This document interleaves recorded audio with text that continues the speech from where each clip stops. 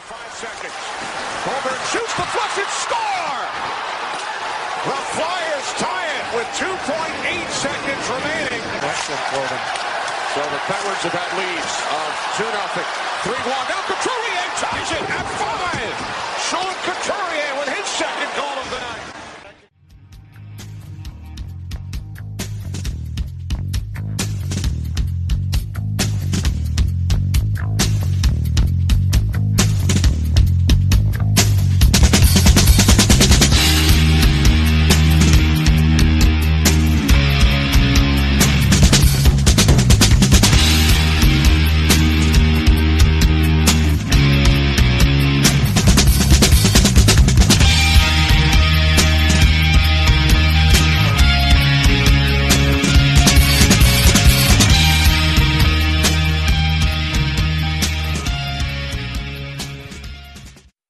Yes, sir. PhillySportsNetwork.com presents the OMB Puckcast. This is episode 33, and I'm your host, Isaiah. I'm with my partner, Chef B. How are you, man? Good. Ready to talk more Flyers hockey. Absolutely. Yes, sir. And also, Dan, the Flyer fan. Dan Esch, how are you, man? I'm doing pretty good, Isaiah. Ready to talk some Flyers hockey. Yeah, just a little resume update. Where can people catch your work? Just to update people. That's right. From now on, you can catch my work at Philly's Finest Sports News. You can find them at Phila's Finest. That's PHINEST-SN. And you can also find me at Flyers Faceoff. You can find them at Flyers Faceoff on Twitter. So just a bit of an update, writing for some news sites, and look to continue to move forward. Okay, good enough. Well, since our last show, which we called Flyers Fiasco, the Flyers did what they always do. They take it to the brink where you think you've seen this movie before. They're on the brink of collapse, and then they do a 180. So the Flyers record as we record is 9-7-1, having taken 11 out of a possible 12 points in their last 6 games. But they came out of the gate frustrating everybody, as there appeared to be the same old play with its ups and downs, particularly structural issues, coverage breakdowns, poor starts that were so bad. Ron Hextall was saying we can't afford to donate the first 10 minutes. But, hey, the bottom line is got 11 out of possible 12 points, the West Coast swing. Then they beat Arizona. Then they shut out Chicago this past weekend. And, Chef, just your general impressions about where we were last show and where we are right now. Well, all right, let me just comment and say this. Do I feel any bit better about the Flyers? I guess okay-ish. If you look at the Twitter universe or Twitterverse or whatever we're calling it, you would think that the Flyers still suck and they're still on their losing streak. And this is not a shot at Dan here. There's a lot of people out there that just doesn't matter how good they do. You know what I'm about to say. It doesn't matter how good they do. How many they could have got 12. They could have got 13 or 14 points out of a possible 10 points. Hey, we got 3 extra points. But it still wouldn't matter because the coach is still the same. A lot of people were actually thinking we would be embarrassed at home and possibly, maybe only get 4 points, and and then oh my God, he has to get fired now. So there's an article Brad Kiefer wrote, or Keffer. I'm not sure if I'm pronouncing his name right. Brad Keffer, Broad Street Hockey. Yeah, and he was talking about how he's really not into it, and this is his reason why. And I read that article today, and I was like, wow. That really hits with it hits with me. It hits with a lot of people because I know so many people that personally can relate to that. That doesn't matter how good they're doing right now. They're just they're not into it because I guess as Philadelphia Flyer fans, we're always going to be like all in. So even though we're winning, the fan base is sitting there going, you're not giving, I'm sure there'll be arguments that there have been lucky breaks here and there and this and that, but, we're winning, but we're just not, we're not doing it the way we're getting lucky, we're not liking it, or something along those lines, that the fans just can't get into the team? Well, I think what's going on here is it's one of those syndromes where it's fool me once, shame on you, fool me twice, shame on me. And like the boy who cried wolf, the Flyers have taken us to the precipice with a 10-game winning streak, missing the playoffs, a 10-game losing streak, making the playoffs. And this year they were supposed to, quote, raise the bar, right? So I retweeted Brad's article and said, much like the wariness of a miner after so many fool's gold discoveries, the Flyer fans reconcile themselves to a certain kind of reality. We see this team for what they are, without major changes. We identified 6 areas where the team had to improve, and they only filled one of those spots or strategically made adjustments. Without those changes, we see a ceiling, and that ceiling is not much different from what we've seen here for too long. And there's not enough evidence to feel otherwise. And that it's not being overly negative when the team itself, Dan, has expressed that they want to take the next step. And you feel like, in a lot of ways, Ron Hextall sat on his hands a little bit.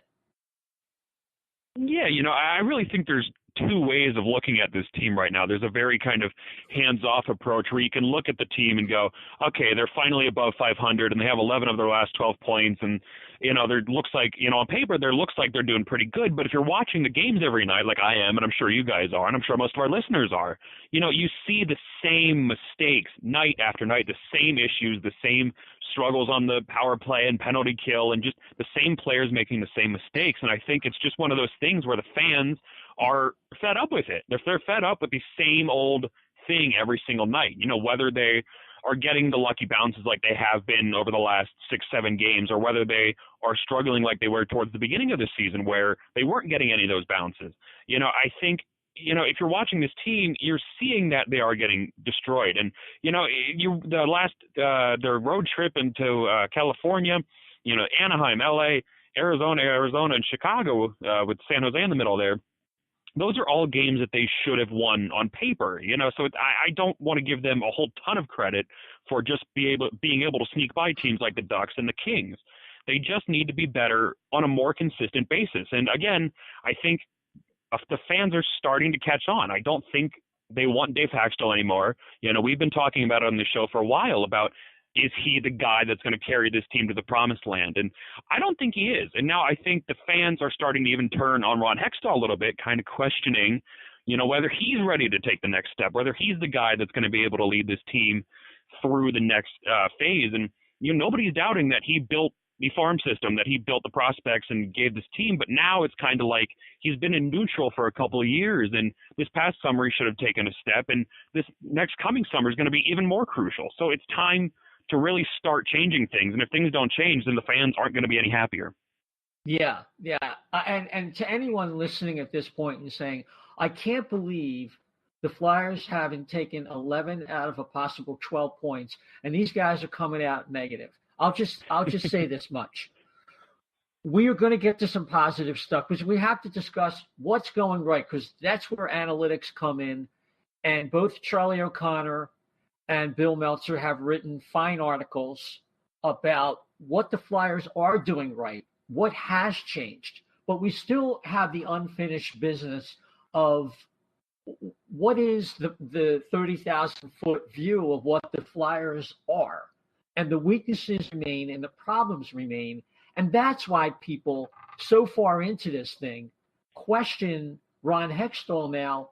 And I said at one point, has the Flyers plan become an end unto itself? Are we so married to the plan, like hinky to the process, that we don't make really medium to low risk moves to kind of move this thing along? Chef, you know where I'm coming from? I see what you mean. And I'm pretty sure, like, based on like past GMs that have had it in this city, and I'm not even going to keep it too hockey. I'm going to expand it to the other big 3 here. the Philadelphia fans, I think, are cut above like the regular fans. They're armchair GMs, so to speak. And they have never been afraid to voice their opinion on, especially now that, social media is so big. They've never been afraid to like express their opinions. And I think in the old days, you would be calling up the all the sports radio shows that were on in the mornings or in the afternoons and all that. And with that being said, now you have an immediate vocal output, where you can get your opinion out there on social media. And I'm thinking that Hextall doesn't want to make that move, that little move, or that even medium-sized move that you're talking about to better position himself, because I think, I don't think he gives a shit about criticism from anybody, but I think he, generally speaking, from a business point of view, a small move doesn't really cut it here and there. At this point, this team is looking for that big move to move like Simmer or Jake or something along those lines to make them more competitive right now, so that when, like what Dan's talking about next season, when there's maybe a little bit more room in cap space and we can get rid of some of these players that we all talk about that, don't really deserve a spot on this team right now.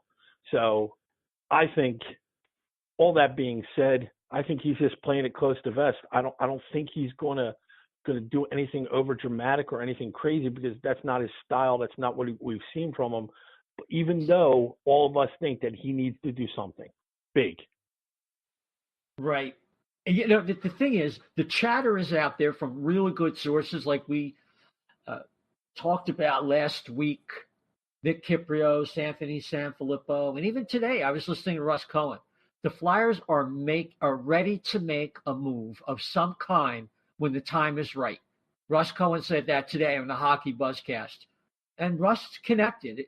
So I think when we see and we hear about Dave Scott from Comcast, more visible and things like that, I don't think they're out of the woods just yet, because the PK still is a big problem. The power play, they had to rework that. Why didn't they do that at the beginning of the year?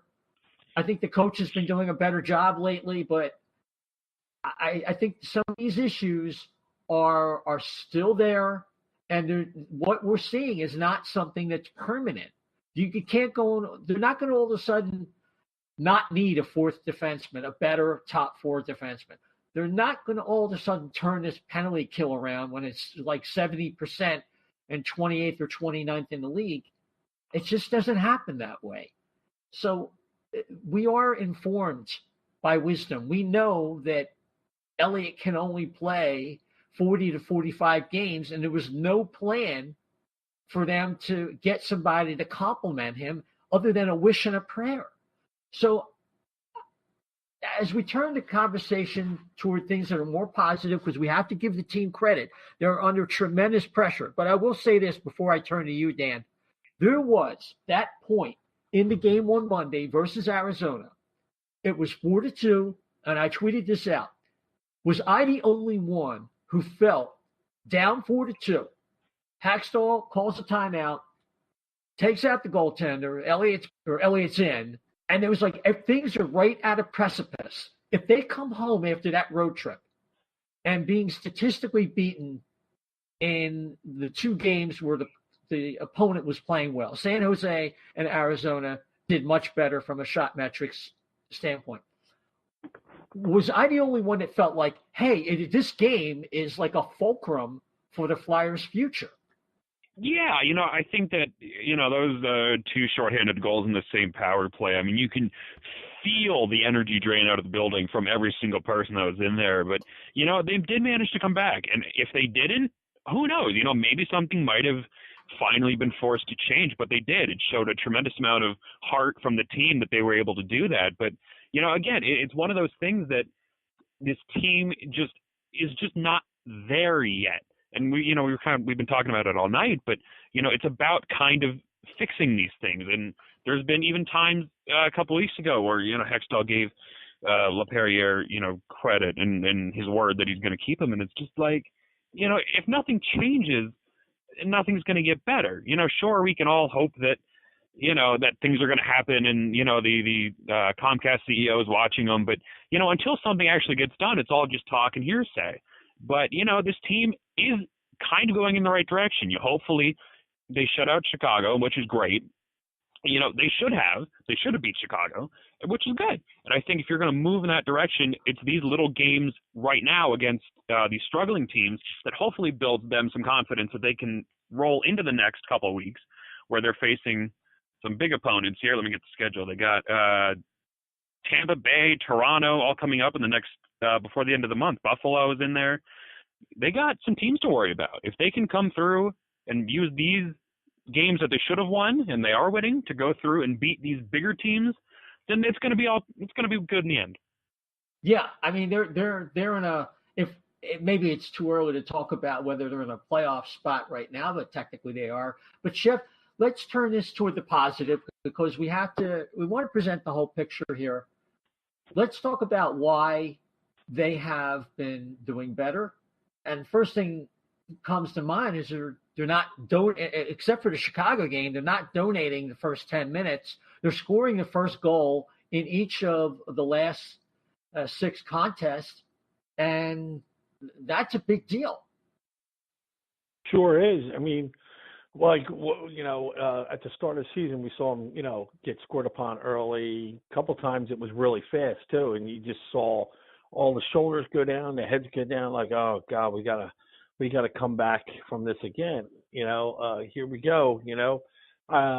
As opposed to like Flyers teams in the past, when you saw that goal scored on them, you used to see that chip on the shoulder kind of thing. I don't see that yet with this team, but the last 6 games they've gone in there, they've struck first blood, and they're just. It just seems like the team was playing, how do I say, up on their skates. They Right. seem to have a little pep. Something that wasn't there before is there now. And granted, they still have their faults and all that, but they're winning in spite of themselves. So I just think that right now, you take everything as you can get it. If there's a line from Bull Durham, you respect the streak. Whether or not you think you're winning because you're getting something, or you're not getting something, or you're doing something, you still respect it. And right now they're on a streak, so you respect the streak. Right. Well, they're doing some things right. So they're not chasing the game from the outset. And Dan, they're getting clutch saves they weren't getting earlier. Even Cal Pickard, when he's not looking like a typical backup, has had some good games. Particularly, it makes you think what happened in Glendale. And even the return game, he wasn't getting a lot of help. Elliott comes in, does a good job there, shuts out Chicago, and they weren't really getting a lot of that earlier in the season. Yeah, I mean, for what it's worth, there are players that are playing well, and, the goaltending does seem to be at least improving a little bit. I think Picard looked good, but I think it's going to be hard to rely on him for a full-time role in the future. And obviously, Elliott's numbers aren't that great, but he always, and I said this last year too, he just seems to have a calming effect on the team. They always just seem to play more confidently when he's in net versus somebody else. So I don't know if that's just the veteran leadership that we hear about all the time, but yeah, well, I think it really, yeah, he's the team's dad. There's no question. He's the guy that calms everybody down. And because he's a momentum save guy, he's not a big numbers guy. He'll give you up a soft one, but then when you're protecting a 3-2 lead in the third period, he'll make a big stop. And that you need more of that. If you're not a super talented guy, that's like the bare minimum that you need, and he's given him that recently. Yeah, he's provided the team with some kind of stability. And again, now the question becomes, how long can he carry it? It's hard. I don't want to be negative, even though that's my whole gimmick, but. It is a good question. How far are they going to carry him? Neuwirth came back for one game as a Flyer, one game as a Phantom, and went down. So supposedly he's not too far away from coming back.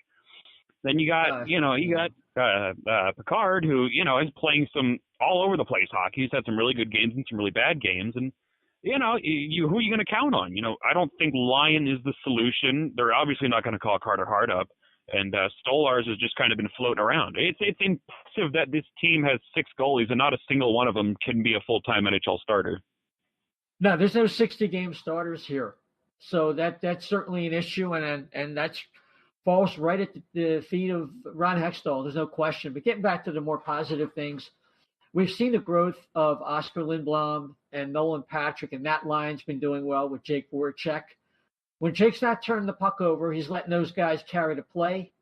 And Chef, a new development has been a return to form from Sean Couturier and the first line in general. They kind of found their groove recently, particularly against Chicago.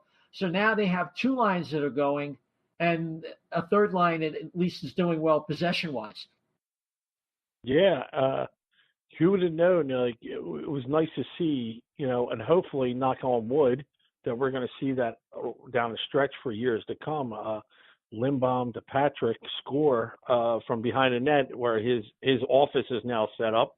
He's been playing. Those two have been playing great together, and throw Jake into the mix, like you said, when he's good, when he's not coughing up the puck or whatever, when he's not trying to. I think what Jake is. I always thought that he was just like ignorant about playing defense or positioning. I just really think that he just tries to do too much. If he just went down to basics, I think he could turn to just be almost a totally different player. It's not like he's thinking about passing it to somebody else. It just happens to end up that way. But then you have Coots and G and TK. It's nice to see them finally get back to where they were. And I think, I don't know, maybe some or one of them or some of them were not up to full stride this year, and they're just finally catching their stride. Maybe taking a little bit longer to heal up than normal, but either way, it's just a good feeling to see those pairs come back together. Well, Coots, there's no substitute for playing games in terms of conditioning, and that's kind of why things are getting better for him. I know Charlie O'Connor wrote something that the shot metrics and other analytics were indicators that Coots' play was going to pick up, and in this case, it certainly did.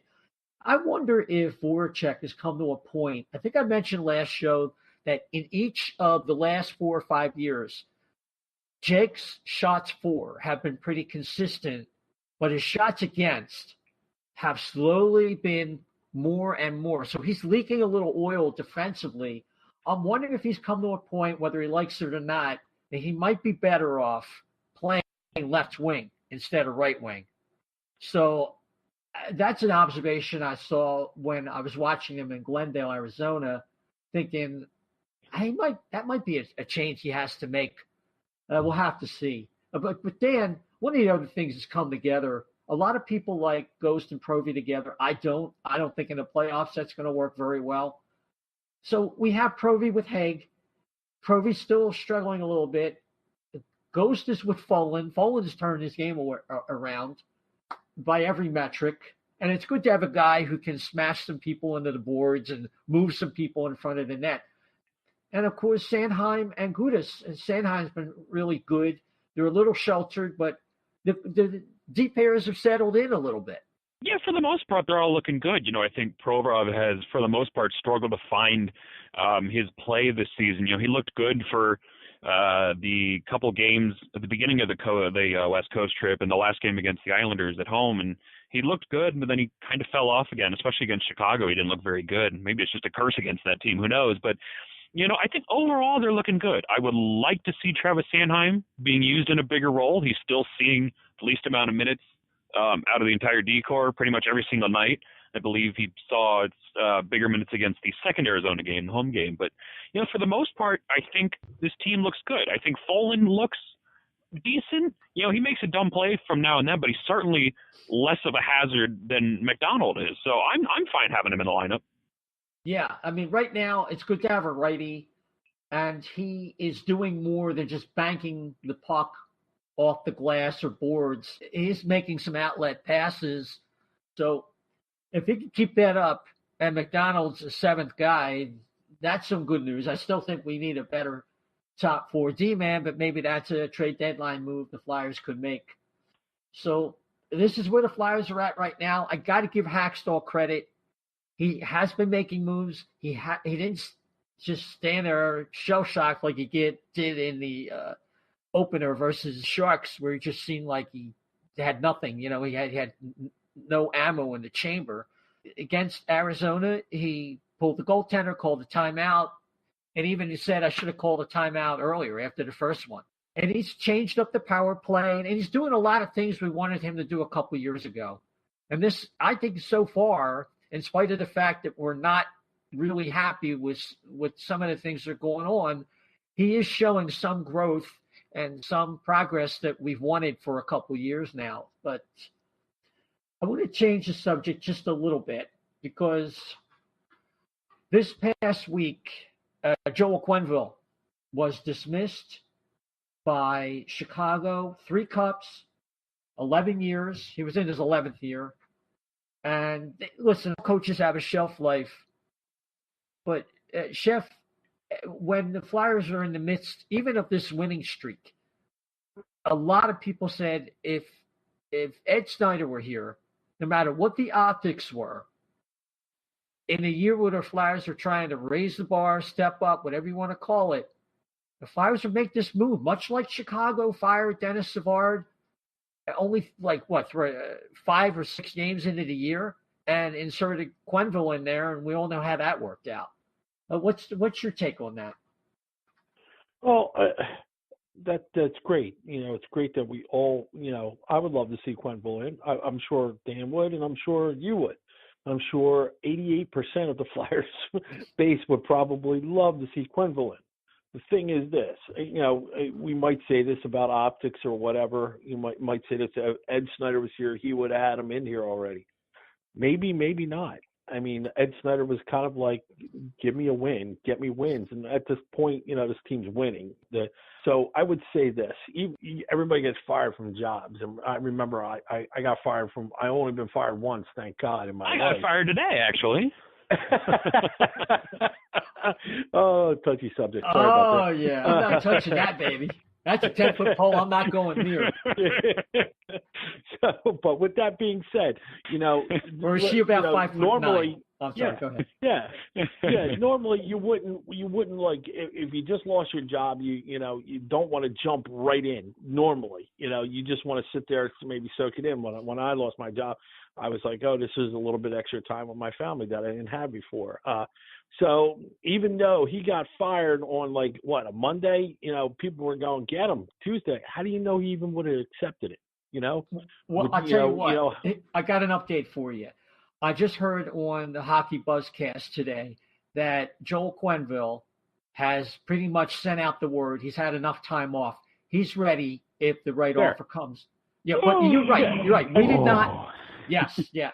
I heard that, and that's kind of what I was to. You keep a little bit of time. It's been 2 weeks, so you sit there, collect yourself for 2 weeks, and you sit there and you go, okay, now what kind of job do I want? So when I did get another job, I wanted to be a sous chef, an executive sous chef, or something along those lines. I didn't want to jump right into the head coaching job anymore. You know what I mean? I wanted to step down from where I was before to get my game back together because, I thought there was something that wasn't good with my game. So maybe along those lines, and maybe that's what, some people are looking at it from a different point of view. Yeah. Did you need an attorney to be a sous chef? No, I did not. Oh, okay. I just was asking. I probably could have used one, though. Yeah. By the way, I just went to another update. Claude Giroux was named 3rd star of the week in the NHL this week. So congratulations, Claude Giroux. He's winning a lot of puck battles, and we're seeing the Claude Giroux we saw from last year in a lot of ways so far. So good for him. Didn't want to let the show go by without mentioning that. But also, Isaiah. Yes. Another thing you were talking about, we downplay, keep bringing up all the negative stuff. Positive stuff has been their play as a team along the boards, especially the first and the third lines. They've been winning those battles on the boards. So props to them in that case. So maybe that's where half of those battles that they're winning along the boards is where the wins are coming from. Yeah, to be quite frank, the Oscar Lindblom wins his share of battles. Same thing with Nolan Patrick. And one thing you're seeing that to me is a hallmark of winning team, Dan, you're seeing a lot more back pressure, and Nolan Patrick is providing a lot of that. And that just shows how much he's got that little extra burst, his attention to detail and defense in general. And that's really good to see, because I don't see teams that win Stanley Cups that don't apply that back pressure, get those takeaways, and get the puck going the other way. Yeah, Nolan Patrick, I mean, he's really starting to develop into a really good all-around player, and so is Oscar Lindblom, who's his winger. I mean, that second line is really dangerous, not just offensively, but defensively as well, and that's good because, you're going to need more of that defensive depth. Now that Couturier is focused, pretty much on a top-line role and Giroux's on the wing, you do lose some of that, really good, two-way play. So having Nolan Patrick step up, he has a really great hockey IQ, which is what you want to see, and he's only, 20? He's got some time yet. Once this team starts to peak, he should be peaking as well. And that's going to be, he's going to be pretty deadly in a couple of years. Yeah. It's, he's a solid two-way player. He was compared to, and now, of course, the guy from Vancouver. I can't think. Craig Button compared him to. I'll think of it. Anyway, so that's where the Flyers are at right now. They play the Panthers, but by the time you hear this will probably be released right before the game. We hope to have this so you can listen to this on your way in if you're going to be attending. Chef, they are a totally different team with Roberto Luongo and without him. It's like with Luongo, they're a shoo-in to make the playoffs. Without him, they might be in the running for Jack Hughes. I mean, this is like Jekyll and Hyde. Yeah, tomorrow I think is the first part of the test. We'll see what they can do. I mean, you look at the schedule, like Dan had pointed out, it's, the Lightning and the Rangers and the Devils and the Sabres. I mean, I'm guessing that you got to come away with at least 8 points to prove to everybody you're still a team that's worth playing, at this level. I mean, right now, anyway. Yeah. Trevor Linden, by the way, that was the name I was trying to think of. I was going to say that too, and I thought, no, did he go up into management there? Yeah, Trevor Linden was the player that Nolan Patrick was compared to. If you look at his stats, he has some really nice seasons. I think Nolan Patrick's got a little bit more dynamism in his game. Gentlemen, we're going to leave it there. Let's just look forward. We have the Panthers on Tuesday, then Thursday at home again in this little homestand against the Devils. Then they play the Lightning on Saturday. So pretty busy, tightly scheduled. Then they travel to Buffalo. And the Rangers, they come back home for on the 23rd. The 24th, they're at Toronto. And then we have a show. And we're going to have a special guest on that show. For tonight, the rest of this podcast will be dedicated to myself with a one-on-one interview with Bill Meltzer, NHL writer for the Philadelphia Flyers, HockeyBuzz.com, and many other outlets. So we're going to leave it there, and we'll see what the Flyers can deliver. And just before we get to our interview with Bill Meltzer, just a reminder, the OMB podcast is on 5 podcast platforms, including iTunes, SoundCloud, Stitcher, TuneIn Radio, Google Podcast, and usually within about 48 hours, the PhillySportsNetwork.com YouTube channel. So just a reminder that if you could, particularly on iTunes, rate and subscribe the show, it really makes a difference. It helps us out. Those 5-star ratings in particular are great. If you have feedback, anytime you do a write-up on the show, on any of the platforms, it helps. Again, the emphasis is on iTunes. They are the standard. But by all means, if you want to do so on any of the other platforms, it's certainly appreciated. And without any further ado, let's get to my interview with Bill Meltzer that was conducted just hours before the Flyers-Panthers game. We are pleased to be with Bill Meltzer, who is the official site contributor for Flyers.nhl.com, content manager for Flyers Alumni Association, and they're at FlyersAlumni.org. And also he is a blogger for HockeyBuzz.com. And Bill, I think I'm just scratching the surface. If I would be here all day with all your different activities. Welcome to the OMB podcast. My pleasure to be there. Well, there's no doubt that a lot of people are familiar with your work these days, but there's likely many who don't know your backstory, your roots as a Flyers fan, the fact that you co-authored the book Pelle Lindbergh Behind the White Mask, and the beginning of your tenure at Hockey Buzz to where you're at right now. So maybe you could give us a little background. Yeah, I'll give you the Reader's Digest version here. I've been a Flyers fan really as long as I have memories.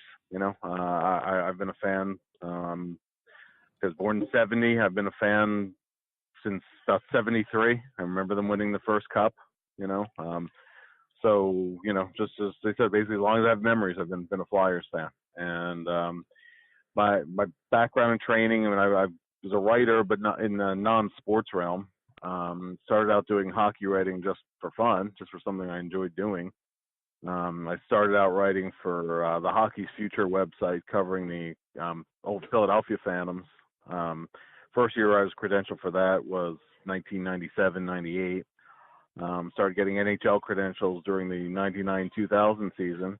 And very, very gradually from there, kind of built it up. I started doing some freelance work for NHL.com, for the International Ice Hockey Federation and their website.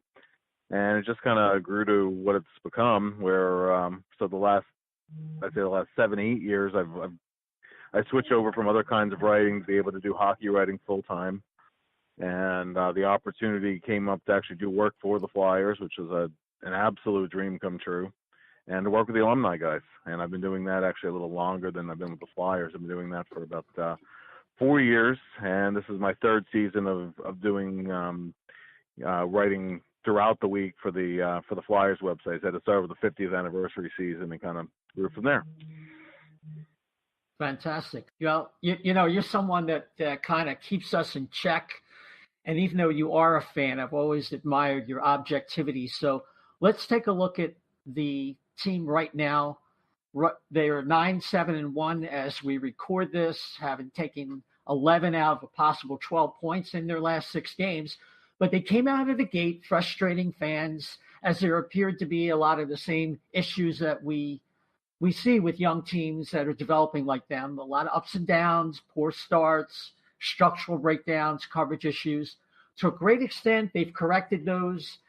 There still are issues with the penalty kill, some uncertainty on who's going to be in net besides Brian Elliott. What are your impressions of the team right now, and what type of identity do you think they're striving for? Well, I think that the Flyers, quite honestly, are, if you look league wide, you have a couple of teams in there this season. Tampa Bay is legit. They're a really, really, really good team. They're a cup contender.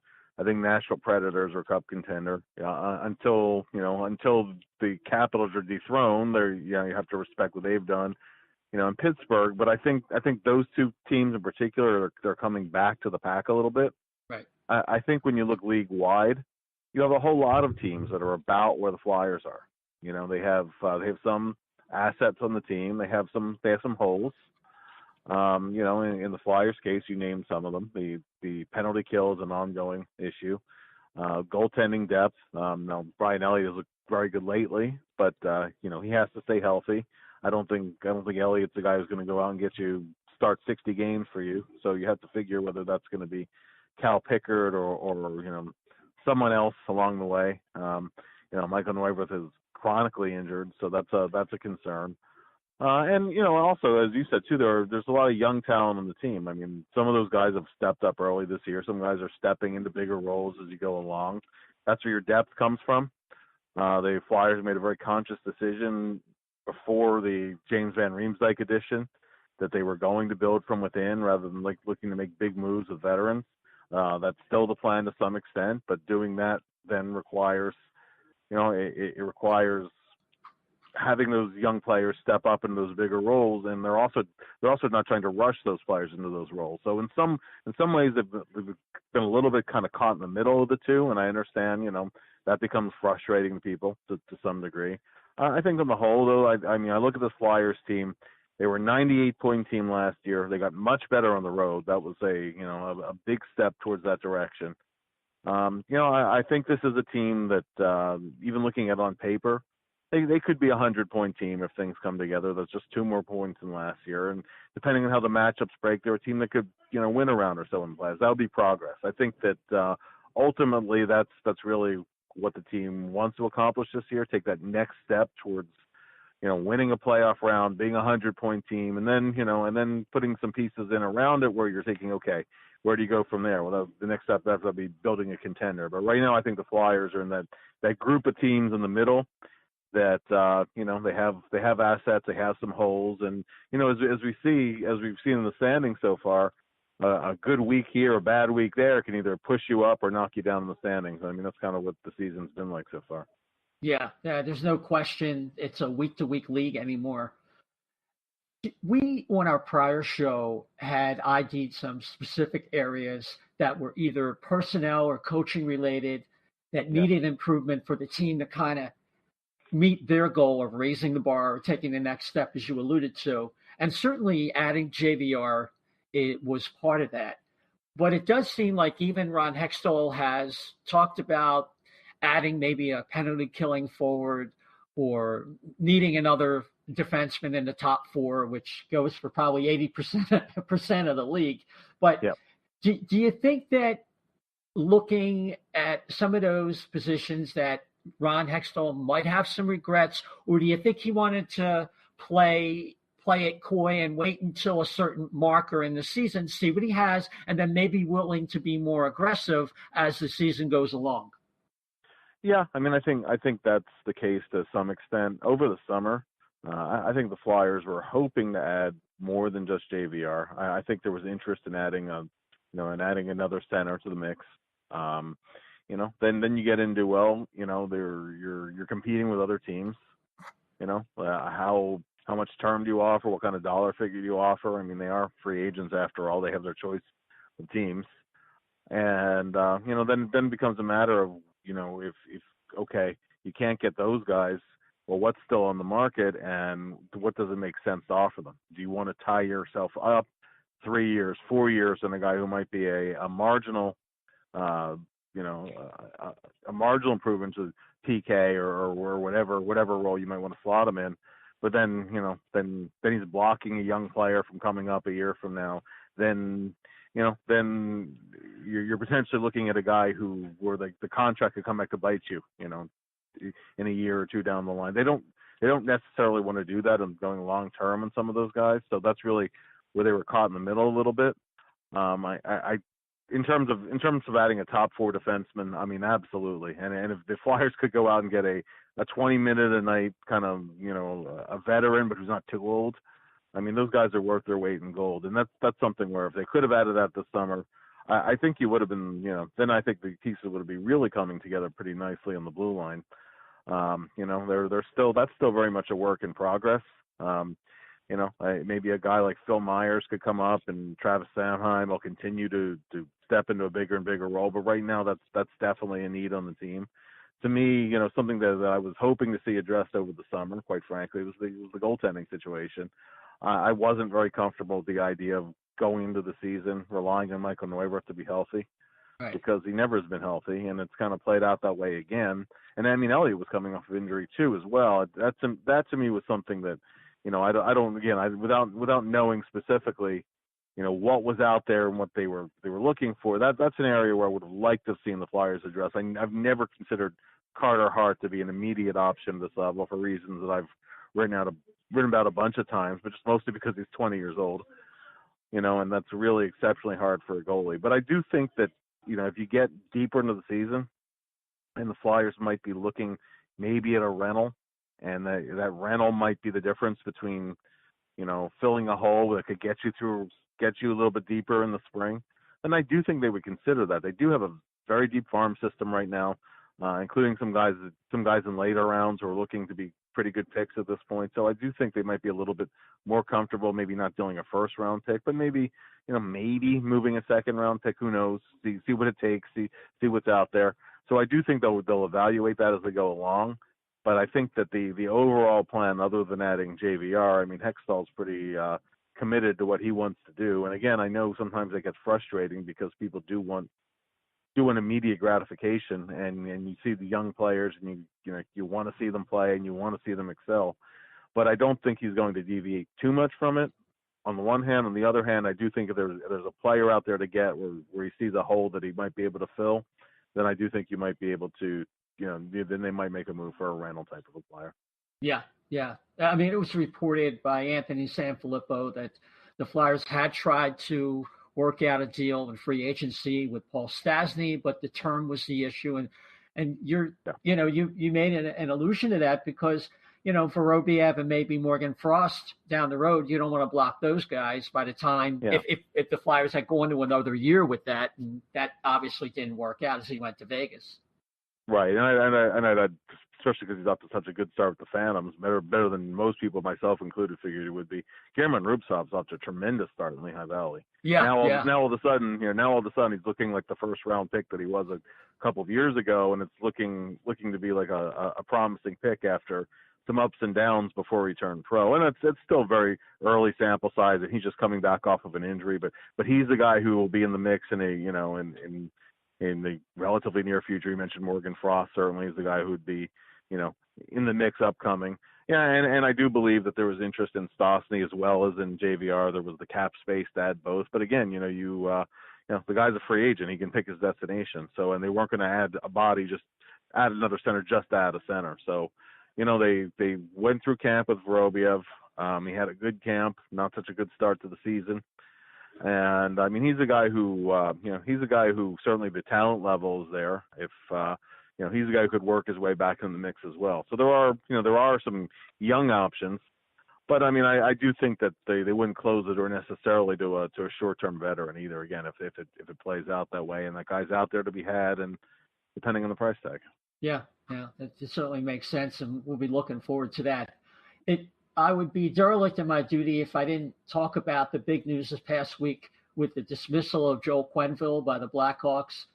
That sparked the usual hue and cry by the fans for the Flyers to investigate whether Coach Q could be available, and some lament along the lines that if Mr. Snyder was still with us, such a scenario would be plausible. But that aside, there has been a general feeling that, and we've referred to it, that the Flyers are looking to take another step this year. And prior to the West Coast trip, it seemed like there were some options that were on the table.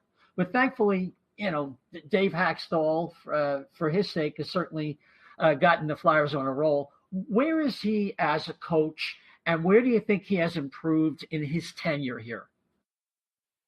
Well, I think that he knows. I mean, he knows the league certainly better than he did stepping in from the college level. I think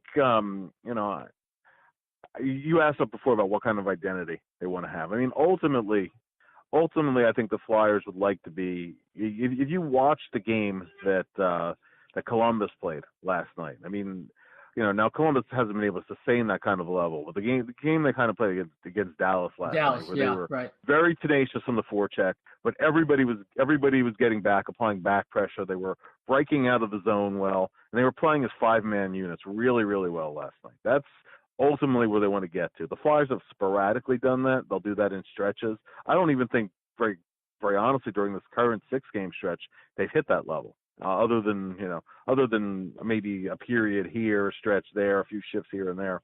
They're working towards that. I mean, that's kind of where they want to get to. I think that when people start throwing out hyperbole like incompetent, in over his head, those kind of things, I tend to tune people out at that point. Dave Hextall, there's no indication to me that Dave Hextall is in over his head as an NHL coach. If that were the case, the NHL is a copycat league, and you can debate whether Hack is the right guy or the wrong guy, but the NHL is very much a copycat league. Between Bob Johnson being hired and Hextall being hired, there was a 30-year gap where there was not a single coach hired right from college to the NHL with no pro coaching experience. Right. And now there's three. Now there's three of them. The Rangers did the same thing, and the Dallas Stars did the same thing. If there was a perception that you hire this college guy who's never coached pro level, wow, this guy's just, it's too big of a jump. He's in over his head. And I talk to scouts, I talk to people, around. I mean, not all of them love Hextall as a coach, but none would tell you he's incompetent, that he's not an NHL coach. So I don't put any stock in that. Now, you could debate, is he the right guy? Is there a better guy out there? Certainly you could do that with most any coach, even Joel Quenneville, if you want to take an opposite side argument to that. And I wouldn't make that argument, because Joel Quenneville is a hell of a coach with 3 Stanley Cups on his resume. But if you want to play devil's advocate on, you go, okay, well, now Quenneville's in his 60s. How well is he going to relate to younger and younger players as they're coming into the league? Right. Look at the last 2 years. Well, he went out in the first round. They went out in the first round, and they missed the playoffs. Then you go, okay, well, look at the teams he won with. Well, they had Patrick Kane in his prime, and Jonathan Toews in his prime, and Duncan Keith in his prime, and Patrick Sharp in his prime, and Brent Seabooker in his prime, and and they had Marian Hossa on those teams too. Well, that's a lot of great players that he had to work with there. And listen, I mean, a coach still has to get the most out of his players, and it's not always easy to coach a cup caliber team to 1 cup, let alone 3. So he deserves immense credit for it. But what I'm saying is that you could take even the most successful coaches, and if you want to nitpick and find this and that thing about them, you can. I mean, I think Hextall has become a better communicator on the whole. He's had the same assistants for other than a change in power play coach. They've had the same assistants for the duration.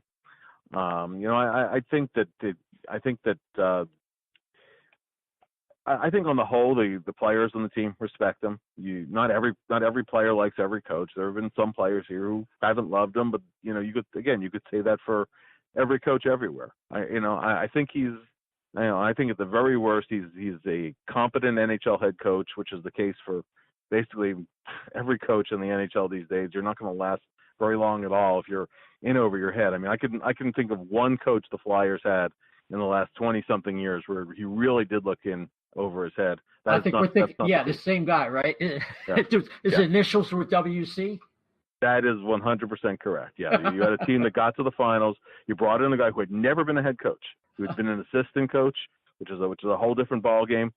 Didn't know how to prepare his team. Didn't know how to run a bench. If you want to go back and see what a coach is in over his head looks like, that's what that would be it. So. I remember that. I didn't understand it at the time, and well, you just articulated it very well. It's the situation with the penalty kill is something that seems egregious to me as a fan of this team for so long. I'm really surprised there hasn't been some type of change on this staff or addition personnel-wise. That's probably sticks in people's craw more than anything. Yeah, and I mean that's a fair criticism when the bottom line hasn't improved. I mean it's going to fall onto Lappy at some point. And again, in a bottom line business, it's ultimately going to fall on the coach.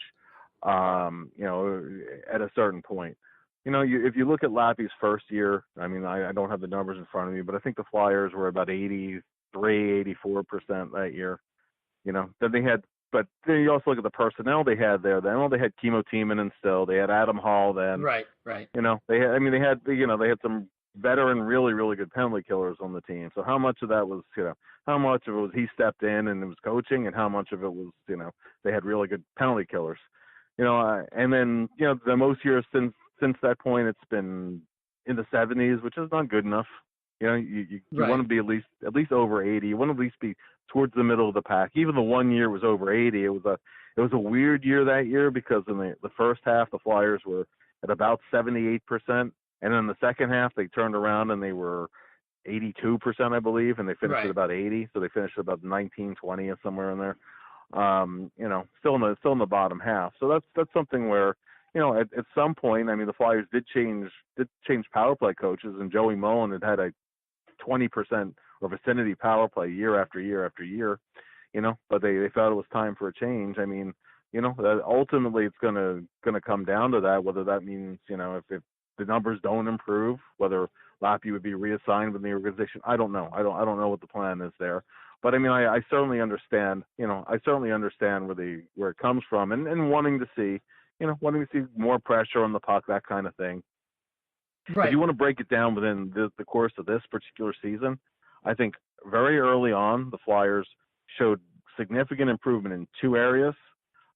They were very good at applying up ice pressure and in denying and challenging entries into their zone at the blue line. Right. And then once other teams got set up in their zone, not so great. I mean, they were struggling. And then I thought, starting with the Boston game, the up ice pressure was starting to disappear a little bit. Teams were getting into the zone a little too easily. They were failing some clears. So then, it was easier to even get in and get set up. And all the other issues with with actually the own zone play, that was not good enough and continued to struggle. They finally stopped the bleeding a little bit in the Chicago game. I'm anxious to see what happens as we're recording this tonight against Florida, because Florida's coming in really hot on the power play, whereas Chicago has been struggling in pretty much their entire game, including power play. So, was that an illusion? The Flyers looked a little better. Was it against a struggling team, or they, have they shown a little bit of improvement? Even within last year, at the quarter mark of the season, about 18, 20 games in, the Flyers were over 80% there. And then they had a game against Calgary where I think they gave up 3 power play goals in one period, and they went into a tailspin that more or less lasted the rest of the year. Right. I guess to answer your question is that is an area that 100% has to get better. Particularly if 5-on-5 play doesn't get better. 5-on-5 play was an area where the Flyers got significantly better last year. Absolutely. Took a step backwards to start this year, and they've been pulling back up steadily again. But if you're not going to be good at in the PK, you'd better be good at 5-on-5. And even within there, I mean, the Flyers need to, if they're not going to get it to 80, they're at 70 right now. They got to get close to 80, and that's going to take some doing. Yeah, that's kind of the new Mendoza line in the NHL for PK. Yeah, let's talk about 2 different sets of players, 2 young players, 2 veterans. First, 2 young players that are taking a bigger bite this year and by any measure are thriving. Nolan Patrick and his line mate, Oscar Lindblom. What do you see in their games that accounts for their growth? Well, in both cases, if you look at Patrick a year ago, in the second half of last season, he was a different player than he was in the first half. With Nolan, part of it, I think one piece of it was that he was healthy. Nolan had come off of bilateral hernia surgery. Yeah. And that can take half a year until your skating gets back to the normal. He in the first half of last season, he wasn't skating very well. And once, he had the concussion early in the season, that was also a setback last year. And the rest of it's just confidence, making plays, trying some things, getting to know the league. When you're taking face-offs, rookies get away with nothing. Right. When you start to gain a little bit more experience, you learn how to, for lack of a better word, cheat on draws, those kind of things. Just the angles he takes on people. He's a smart player, and you're starting to see him spread his wings a little bit. But there were, even in the second half of last year, there were hints of him able to do that. With Oscar, honestly, I don't think he's changed all that much, other than being a little bit more confident. Last year when he finally came up to the big team, and he benefited, I think, from being an AHL All-Star. He got a little bit of a slow start with the Phantoms the first 6-7 games, and then he's just took off from there. Had made the All-Star game, was on a good roll, came up to the Flyers, and he was doing everything but scoring until right. And he had a little bit of a rough playoff series. I think some of it was because in Sweden you're playing 56 games, you're not playing back-to-backs. And the travel's much more. And I do think he got a little worn down by the end of the season. Not to make excuses. It just is what it is. You're in the playoffs. You got to play better than he did. But he came to camp this year. Was too good for rookie camp. Was clearly too good for the rookies game, and he carried it right through a solid preseason. Even though the numbers weren't there right away to start the season, you could see a more confident guy. And then on the West Coast trip, puck started going in for him. It was funny he didn't have any assists until then, because he had set a bunch of guys up on plays that didn't get finished, as well as his own chances. So really, with Oscar, I just think he's not the fastest skater around, but he's a smart player and he knows how to get from point A to point B. So and he reads very well off of Nolan Patrick. And when they're in tight spaces down low, the way they cycle the puck to each other, the way they read off of each other, they have good chemistry together, and that'll continue to grow. And of course, they have Voracek on the line as well. So I think, and that's to me one of the most hopeful signs on the team. They're not a one-line team at this point. It's not just the Couturier line or bust, which you've seen in the last few games. Right. You've seen really more or less two lines that are doing something for you. Even the Chicago game, I don't think that line had the best first period, but by the end of the night, they held the Taves line to a stalemate. The top line dominated, and then you want to get a third line going. You get one line going, you get two lines going, you get a third line contributing. With JVR coming back, hopefully that'll be the case. Right. And then some contributions from the offensive contributions from the blue line too. So from an offensive standpoint, I think I'm not too worried about. The Flyers are in the top third of the league in the early going, and I think that's really who they are. I think they're a top third of the league team offensively, maybe even a little better than they've been. And it's the 200-foot game, the all-around play that I want to see get better. Yeah. And I noticed in that regard that I call him Nolan Pressure. He might have that nickname by the end of the year because he is consistently applying that back pressure, and that's something I've noticed in his game. He's got that extra gear that he didn't have even at the end of last year. So that portends very well for them. But turning defense into offense. That's something that Nolan's been doing very well, especially lately. And that's that even when he was with Brandon, I mean, that's a big part of why he went right from the Western League to the NHL. He has a pretty complete 200-foot game, and I think you're seeing it.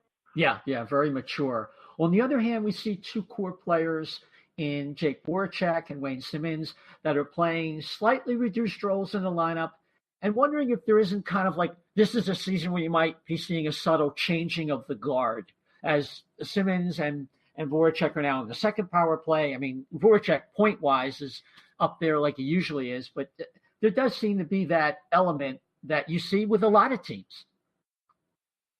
Yeah, and with Wayne Simmonds, there's also the contract situation to figure out beyond this year too. I mean, Jake is signed for quite a few years yet to come. I would not be shocked if it all depends. I mean, Simmonds is still right up there, top of the team in goals, although a lot of that came in the first few games of the season. Wayne is healthy again. He's the last couple of years he's been more of a power play producer than even strength anyway. But I think as they go along, you want to see some of the younger guys take a bigger bite on the team. I don't think the Flyers have a guy who could step in for Voracek, and play that kind of role yet, just because of his combination of size and skating ability and creativity with the puck. With Jake, there's a little bit of give and take with the, when he doesn't have the puck on his stick or some of the plays that he'll try. But as you said, he's right up there in points again. And I mean, to me, he's still a crucial guy on the team. And Simmonds is too, as much for off the ice as on. But I do think subtly you're starting to see a little bit of a shift where, would it shock me if at some point this year you have Patrick net front on one power play and JVR net front on the other one? No, that wouldn't surprise me at some point this year, I think that, as Wayne gets to his 30s, I mean, I do think that's, subtly and slowly starting to happen. And I mean, the Flyers still very much need him for what he does. And this year, I think that he still is a very important player for the team, again, on the ice as well as in the room. But I do think it's the beginning signs of things starting to shift a little bit. Honestly, I think that with Voracek on PP2, that has much, if not more, to do with trying to get a guy who can actually, get entries on because that second unit has really, really, really been struggling on entries. And then Jake came in, and he's the guy you can actually have bring the puck into the zone. They really guys like Konechny even have struggled to do that. So with Jake, I think it was more about trying to spread the wealth a little bit than reducing its role. Okay, good observation. Tonight's opponent seemed to be like a veritable Jekyll and Hyde, apparently, depending whether or not Roberto Luongo is between the pipes. the Florida Panthers offer a formidable challenge from an offensive standpoint, even though the numbers haven't borne that out. There's a lot of talent over there. There is, and if you look at what the team did last season, I mean, they kind of buried themselves, and then they almost pulled out of it late in the season. Now they had a funky schedule last year. I mean, they spent almost the entire month of March at home. So, you know, their longest road trip for a full month was one game in Tampa, which is, you know, it's a 30-minute flight for them. And that was it. Other than that, they never left home till the last like 10 days, 2 weeks of the season. So, right. Remember you know, that. but and they got off to a slow start this season, a very slow start this season.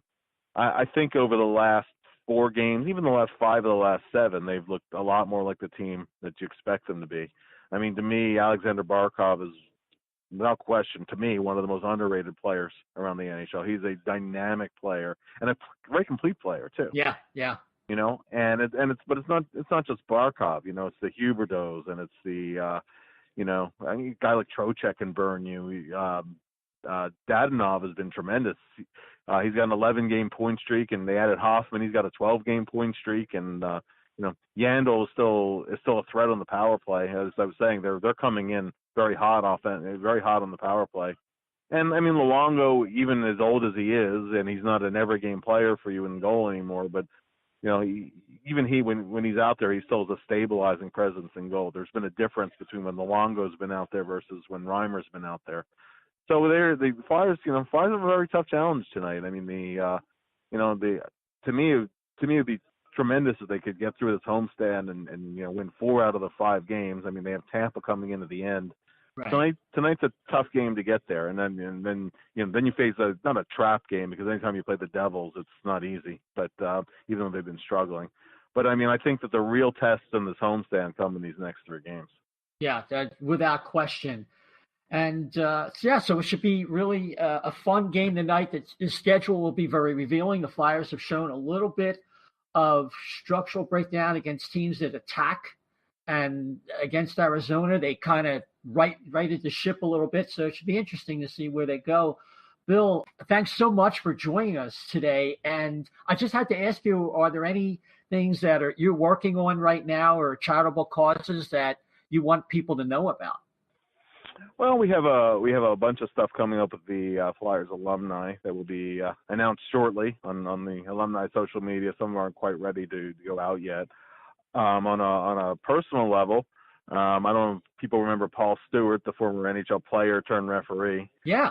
Paul wrote an autobiography, which is going to come out later this month, and I helped him edit it. So I'm excited. I worked with Paul on that for the better part of 3 years. Paul's getting inducted in the U.S. Hockey Hall of Fame later this year, so I'm excited. Paul's been a good friend, and I was happy to help him out with his book. So I'm anxious for people to see it. I think they'll like it.